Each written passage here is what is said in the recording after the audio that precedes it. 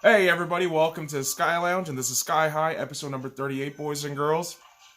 I procrastinated this episode. There's lots of shit to talk about, so let's get started with this.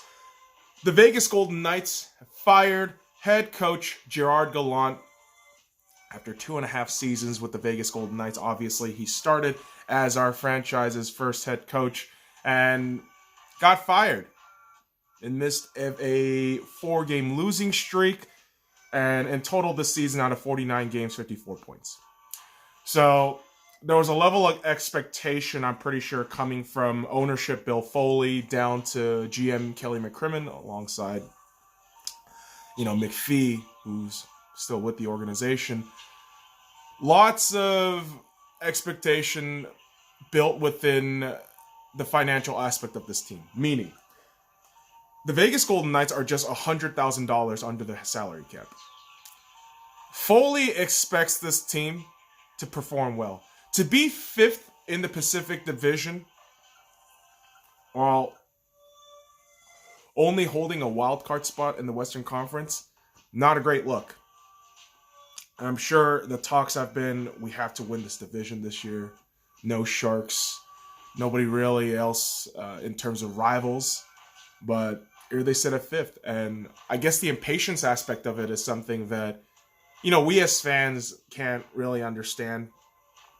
But there is that huge financial pressure to get results if you're ownership or if you're a GM. So it sucks that Gallant's gone. Obviously, holding this puck, it says a lot about this man. Former Jack Adams Award winner. Fantastic head coach, just an all-around good dude, and best of luck to Gallant wherever he goes, wherever he chooses to go. Wish nothing but the best for him, even if it's a rival team. I wouldn't even mind. It's Gallant. We love him out here, and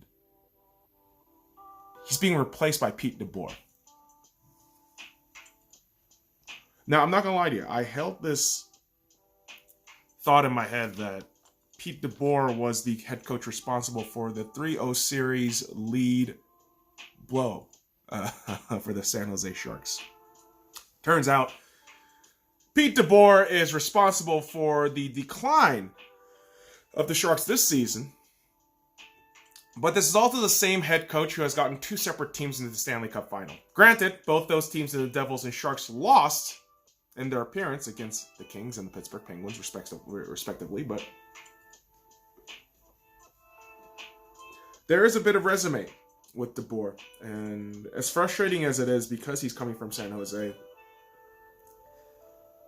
other than the timing, I guess it's like a marginal upgrade. And when I say marginal, maybe like 1 point, which, again, the timing of this seems off, and I already made a video about this, but I'm just a little bit curious as to why the move was made now. I'm pretty sure within the coming weeks, details will pile up, and the way the fucking news media glums onto fucking stories, Me Too movement kind of shit. I don't know, but we'll see.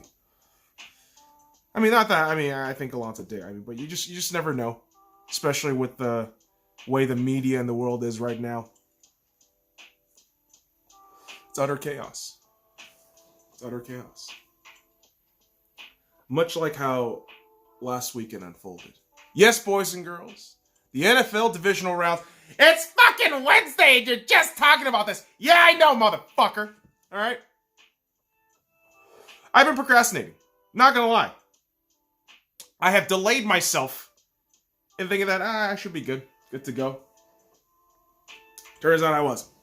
And so I'm making it late. But at least I'm making it. Unlike the fucking Vikings, who got their ass beat 10-27 against the San Francisco 49ers. Yes, the top seed in the NFC. Heads and tails better than the Vikings. Although, I still gotta say, after watching that San Francisco game,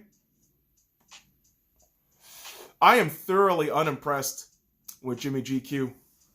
This kind of reminds me of the Rams and Goff last season in the postseason run.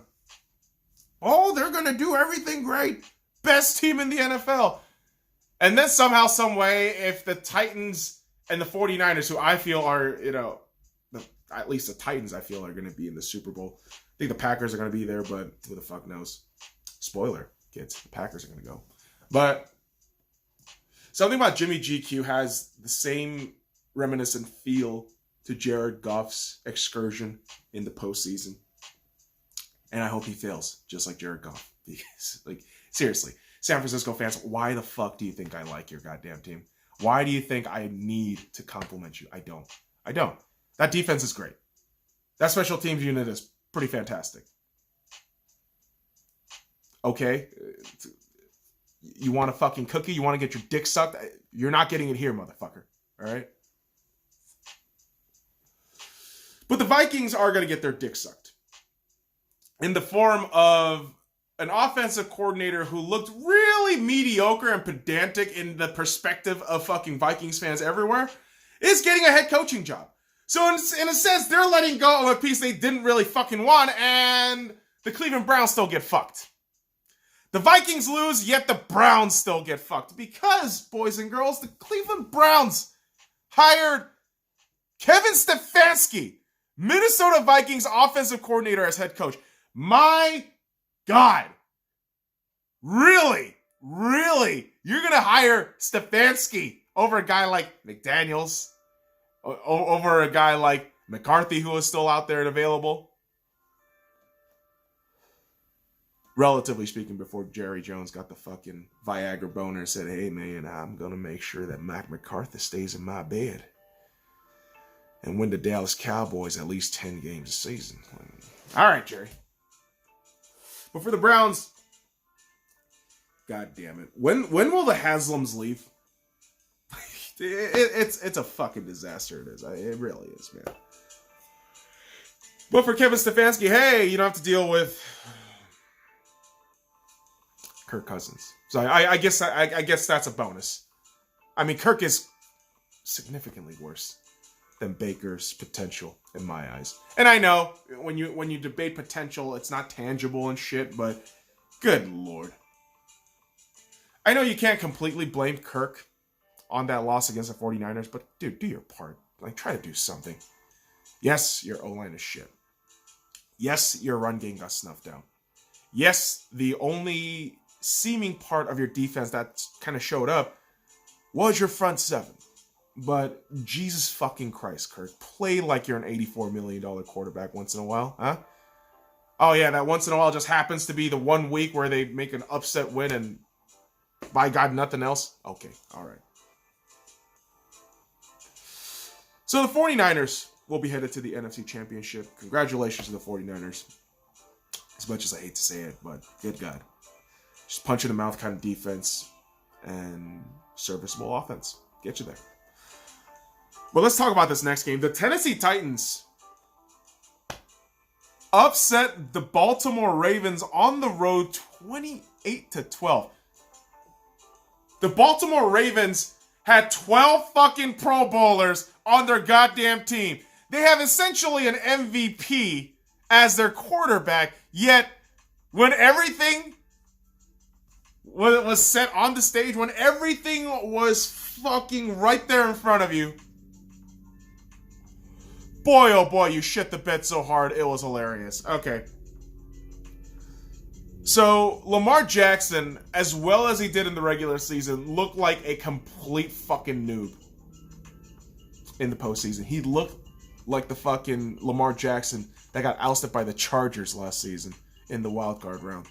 And good God, how does that Baltimore defense have so many fucking Pro Bowlers? Doesn't make any sense to me. Earl Thomas got fucking embarrassed on national television with all that hype, all that fucking talk. The Ravens shit the bed really hard. And I'm gonna be honest, man. Out of those 12 points, 6 of them were field goals. 6 of them were field goals. I think they had maybe 1 touchdown in there. Maybe. But as much as we can shit on the Baltimore Ravens, this is where we have to give an immense amount of credit to the Tennessee Titans. Mike Vrabel. Amazing head coach. Got the guys believing in the way they're playing. And the philosophy behind their team is very simple. And something I wish Pete Carroll can do with the Seattle Seahawks, but he doesn't. We're going to run the goddamn ball, and there ain't a goddamn thing you're going to do about it. And that starts with Derrick Henry. Holy shit. Derrick Henry is unbelievable. First ever player in NFL history to rush over 175 yards in back-to-back postseason games. That has never happened! Oh my God. Derrick Henry. Absolutely phenomenal. Worth every fucking penny if contract extension talks come up. The physicality of Derrick Henry, the fucking mentality and aggression of this guy to just fucking find the extra inch and run off for yards. It's unbelievable, this guy. And guys like Ryan Tannehill deserve a massive shout in this squad, just from the pits of the Miami Dolphins while under the stewardship of the ever-incompetent Adam Gase. Ryan Tannehill has now found himself as a successful game manager with a beast of a weapon on the offensive and the running game. And the Titans defense is just absolutely phenomenal. The way they have been operating all throughout the season, under the radar, 9-7, but they are going to be headed to the AFC Championship. And they do have a huge task ahead of them, but they may be one of the few teams that are going to be up to the task, in my eyes.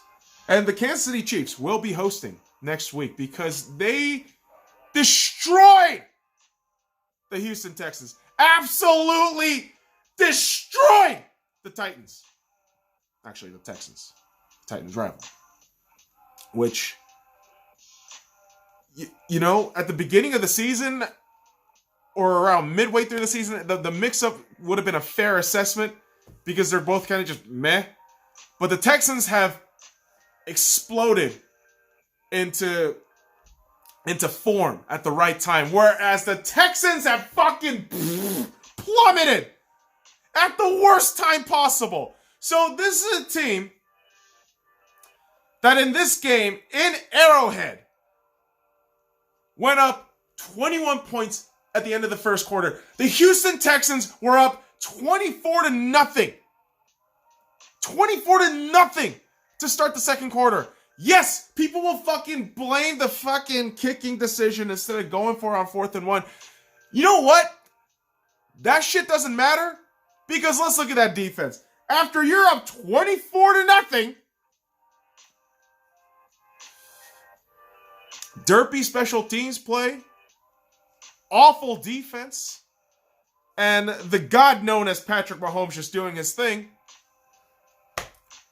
Jesus Christ. Jesus fucking Christ. 4 passing touchdowns in the span of 10 minutes. So from 24-0, the Chiefs down in the second quarter, start of the second quarter, they walk into the locker room at halftime, leading 28-24.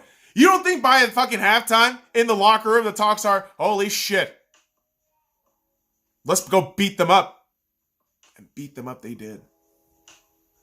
By the second half, it's a run game. It's a sprinkle of Patrick Mahomes with that extra touchdown to have 5 total fucking passing touchdowns. My God, never been done before.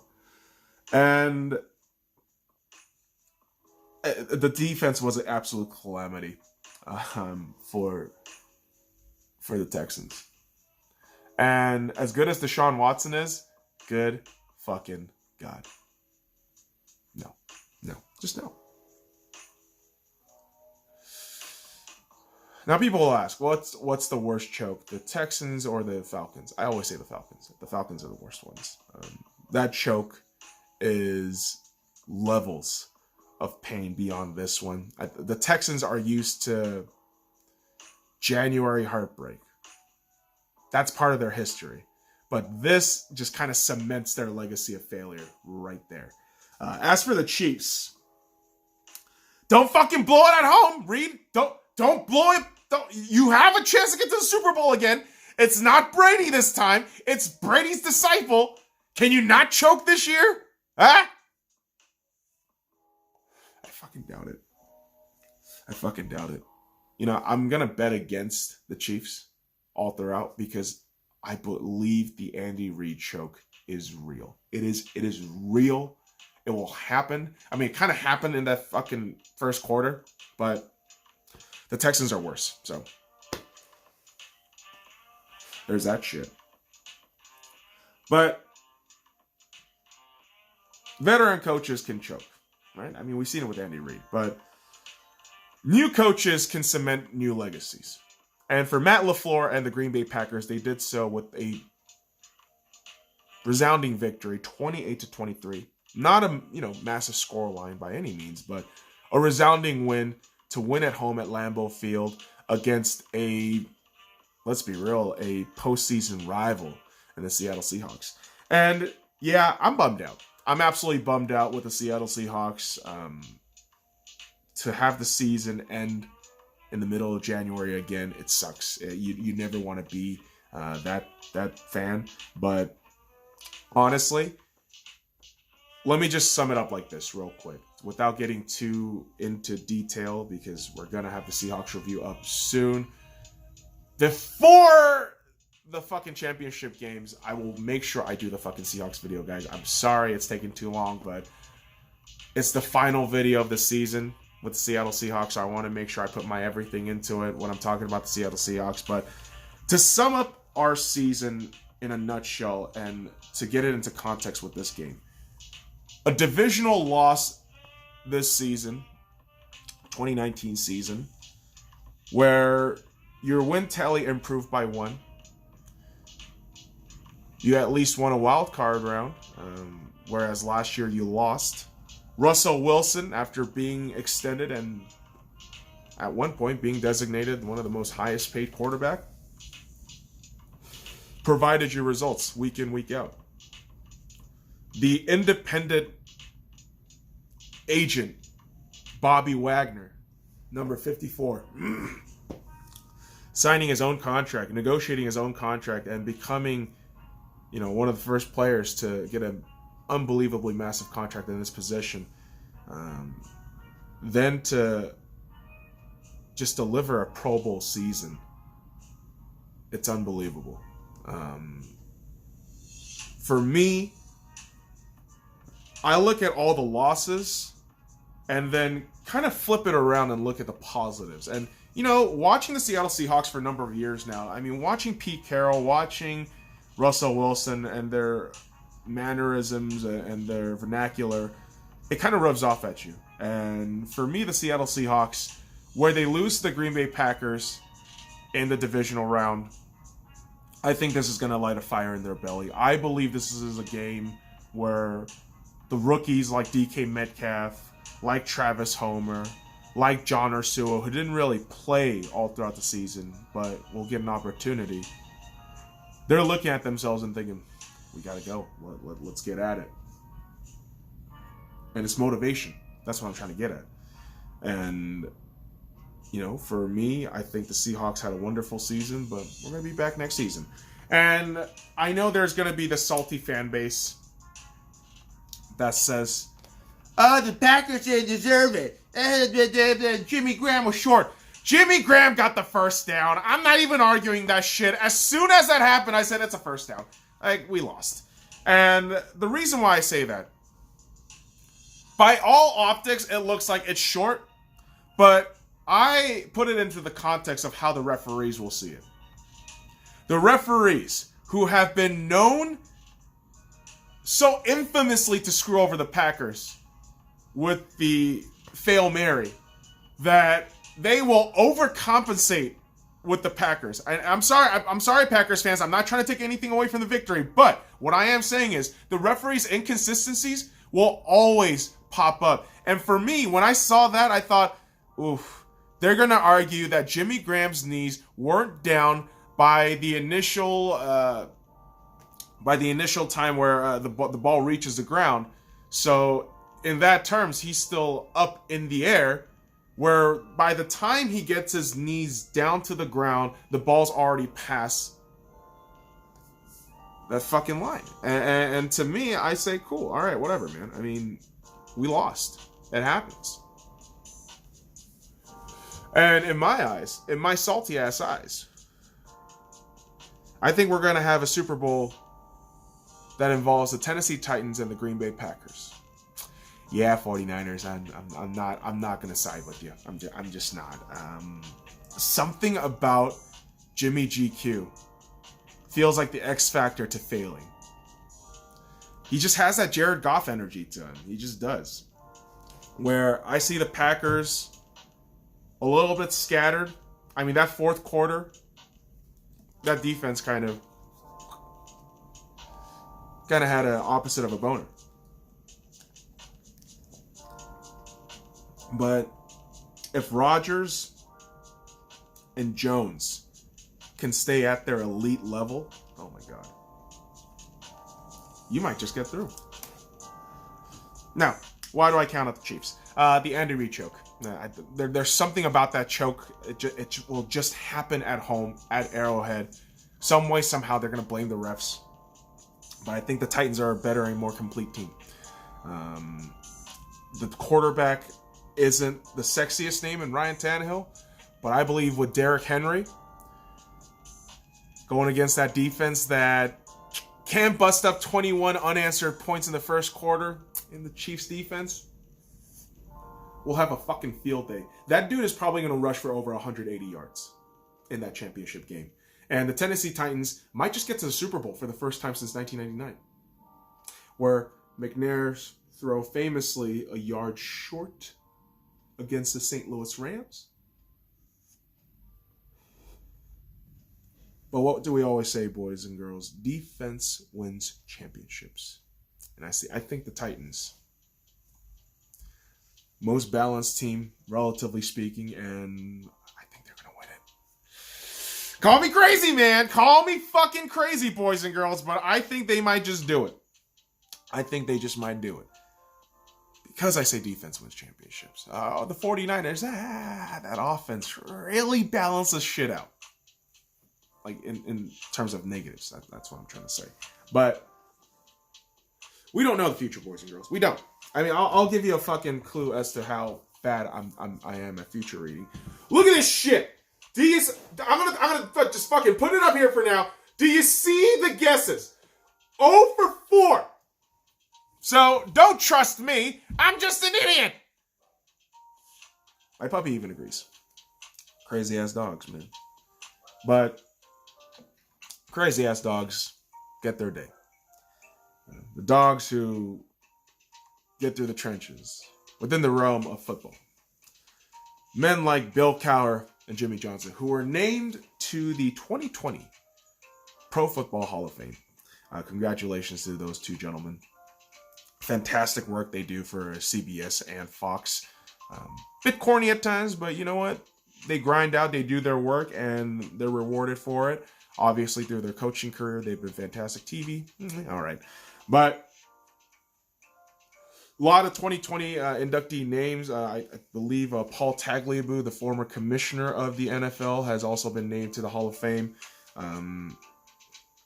Out of players, I know the one notable one for the Seattle Seahawks is Steve Hutchinson, the offensive lineman, part of the epic run. The Seattle Seahawks had 2 Super Bowl with Sean Alexander against the Pittsburgh Steelers, which we got fucked out of by the referees, but it happens. It happens, man. Time passes. We don't know the future, but time passes, and shit just kind of gives you perspective. And that's when players feel like they look like they need to retire. Guys like Antonio Gates, tight end extraordinaire, 16 seasons in the NFL, has called it quits. He is going to retire. And, I mean, congratulations on an illustrious career. Probably based on how the NFL has looked over the years, Gates might become a Hall of Famer in the near future. I think just the name, the longevity of it, I think people will have an emotional spot, especially with the Chargers, because of the way ownership has screwed the city. They'll compensate by just giving a player like, hey, you did great. Despite the shittiness of it all, you did great. Guys like Joe Thomas. Guys like, oh boy, Luke Kuechly. Retires at the age of 28. Luke Kuechly announces his retirement yesterday. And I freaked out a little bit. I thought, what? Did you just say you quit? Oh my God. But 10 games missed throughout his career because of concussions. That's scary. Those concussions are terrifying, no matter what sport. I mean, if you watch the sport of hockey, the best example that we can talk about with concussion is Sidney Crosby. He got concussed, I believe, a couple of years ago against the Capitals, and he was out for about a good year and a half. But obviously, Sidney Crosby, being one of the greatest of all time, comes back, becomes the fucking greatest, back-to-back champion. But for Luke Kuechly, concussions like this within the realm of the game of football and the position he plays as inside linebacker, I mean, he has the most physical job, and it's sad to see such an illustrious career end early, but we're going to celebrate the greatness that was Luke Kuechly. Defensive rookie in 2012, defensive player of the year in 2013, 7 consecutive Pro Bowls, and 5 All-Pro first-team names. My goodness. Best of luck to Luke Kuechly and Antonio Gates in the near future. Whatever they do, best of luck. And, obviously mental and physical health is immense these days with awareness on that stuff relative to like the 80s or the 90s where that shit was just kind of out the window. Oh, we could smoke cigars, just fuck women, no condoms. Yeah, we're going to be good. Like, no, dude. It's the future. Got to think this shit out, man. So, them having the foresight to say, you know what? I'm done. Smart on them. And good for them. Good for them. It's a shame, though. Luke Kuechly retires. I know all the Luke Kuechly cultists are going to say Luke Kuechly, greatest linebacker of this generation, but the greatest linebacker of his generation is Bobby Wagner. Sorry, kids. I'm bummed out that Kuechly's gone, but I will hope that within the next few years, Bobby Wagner does settle that debate. He is the greatest linebacker of his generation. I love having debates like that just to fucking rile at people. Just like that debate I had with my friend on Sunday. I said Clemson was going to win, beat LSU without knowing any college football. I know about Joe Burrows, but didn't really know his mechanics, didn't really know anything about him at all. Then I watched this championship game between LSU and Clemson. Oh my God, LSU handed the Clemson boys their fucking L. I mean, just big fat L. And congratulations to LSU and Joe Burrows. What an unbelievable season. Oldest Heisman winner at 23. He's going to be older than Lamar Jackson, who is 22, going to be winning the MVP. So that let that perspective settle in a little bit there. But Joe Burrows, kind of comeback year, Cinderella story, out of nowhere, wins the Heisman, wins the national championship, and the Bengals have an amazing quarterback coming to them. I hope for their sakes, they don't fuck it up. But who am I kidding? It's fucking Paul Brown's kid. He's going to fuck it up somehow. But best of luck to Joe Burrows. Number 1 overall pick. Going to be amazing to watch him grow. Then you got Trevor Lawrence, who got handed his ass a big L. But man, oh man, he looked pretty good. Relatively speaking, next year, probably going to be number 1 overall. So I'll be looking out to him. And while the young are taking over in the realm of soccer, football, we gotta cherish something here a little bit. Kind of like H.I.G.H. Zlatan Ibrahimovic is proving that he is a soccer god. He might be in contention to be one of the greatest players of all time in my eyes. Because guy's 40-something. He just recorded the second fastest sprint in AC Milan history. In his debut game, he scores in that debut game and you think, oh my God, That's Ibrahimovic. That's Ibrahimovic. That is one of the greatest fucking players of all time, at least in this generation. He's transcended at least 2-3 generations of football at this point. This guy's unbelievable. Plays in the MLS for 2 seasons, then comes back to European powerhouse in AC Milan. And yes, I understand that they're not as good anymore, but you're in Serie A. You are in one of the top leagues in Europe, and you are still performing to maximum potential to guys like, Mohamed Salah, to guys against like Sergio Aguero, who unbelievable. I mean, he surpasses Thierry Henry, which, I mean, as an Arsenal fan, there's a lot of salt to when a player surpasses somebody like Thierry Henry or Ian Wright. But to be honest, I mean, we're realizing great offensive talents the last few years in soccer.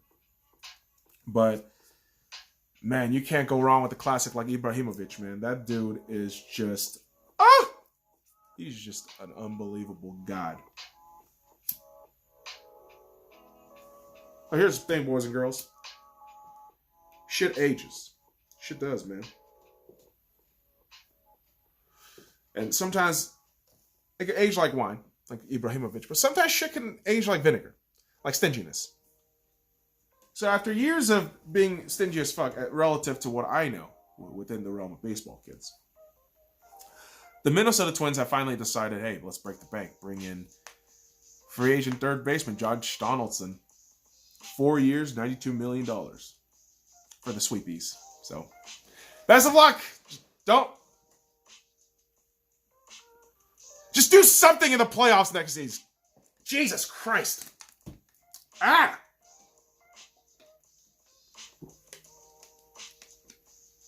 You would think, I mean, the Twins breaking home run records, they would have a semblance of pitching, but now they're going to bring in another third baseman. Just probably break more home run records, but negligible, because they're within a conference full of cheaters. Oh, you knew I was going to talk about this. You fucking knew I was going to talk about this shit. The Houston Astros have been handed their punishment for sign stealing during the 2017 postseason run, including the World Series against the LA Dodgers. They will be fined a hefty sum of $5 million, 2 years of no first or second round draft picks, and a 1-year suspension for both manager and GM. And the Boston Red Sox, who were also caught sign stealing in the 2018 postseason, in more or less a scared move, fired Alex Cora, the manager. You know what I say to all this?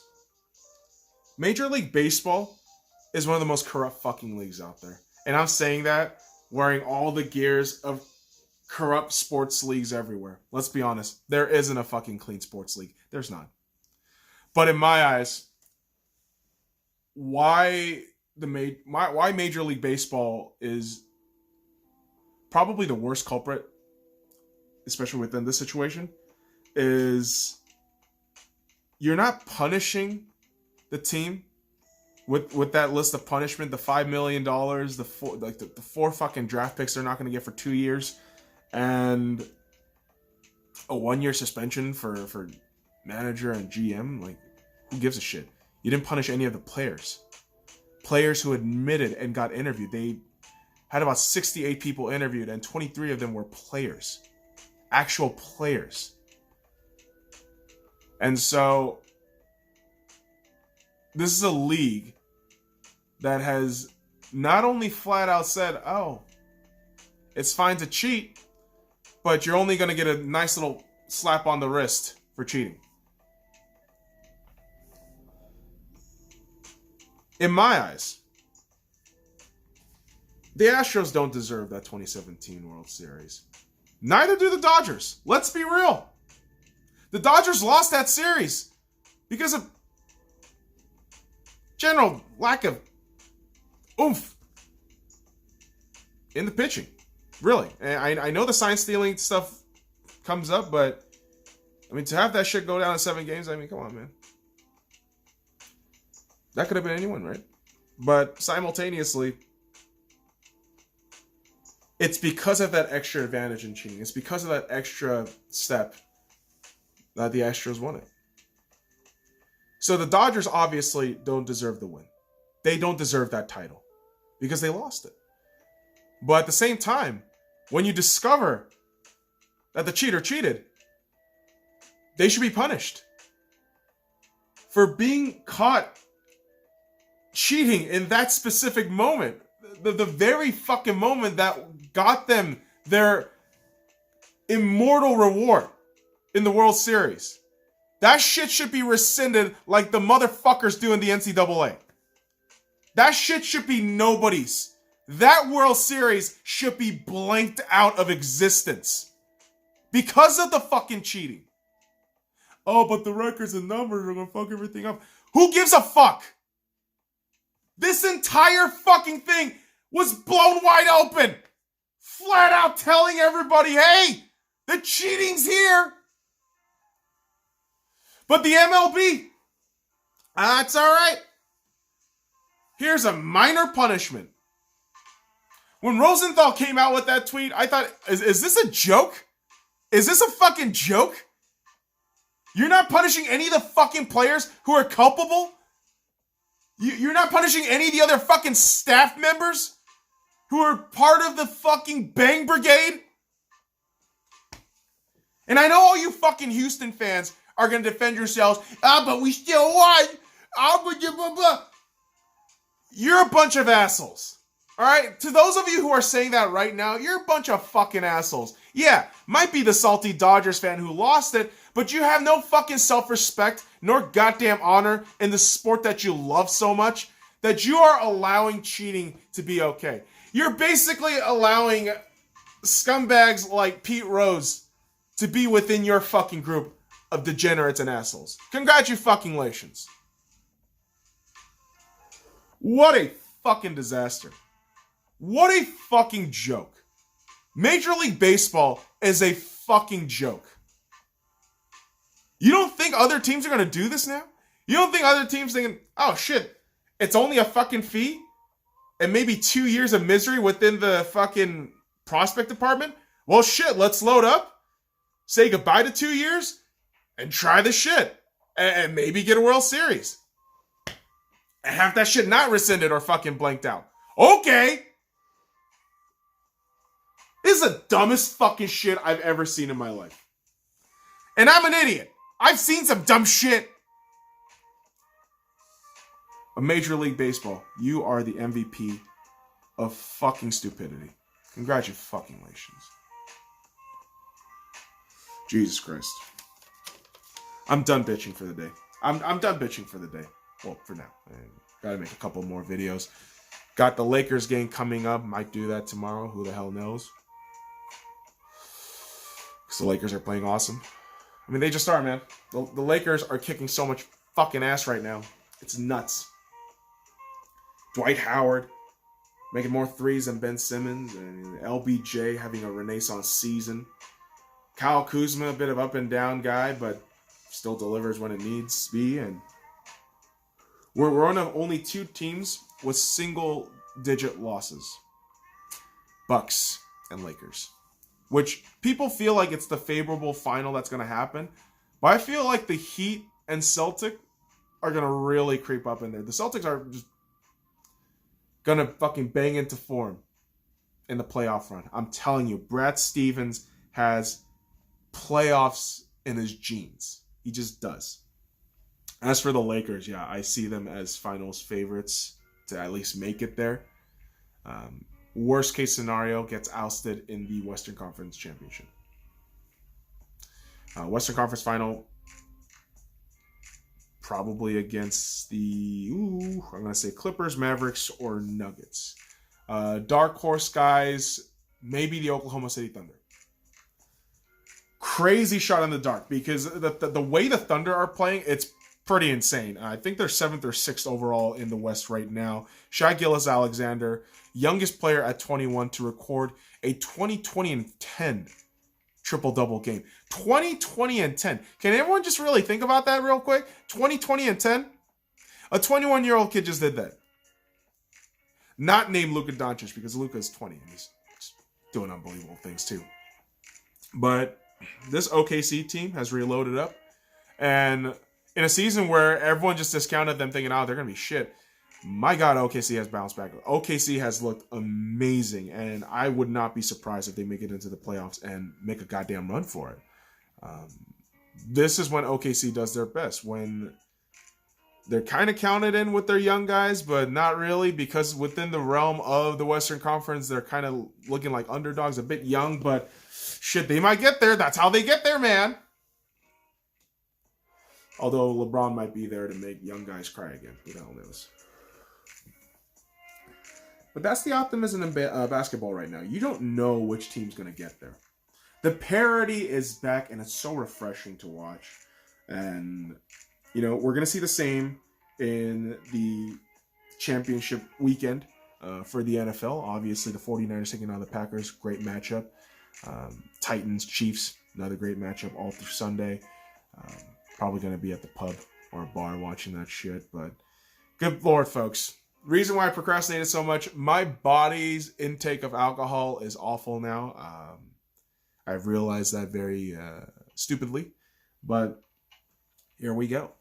Sitting as a salty Seahawks, Dodgers, Knights, Arsenal, and Lakers fan.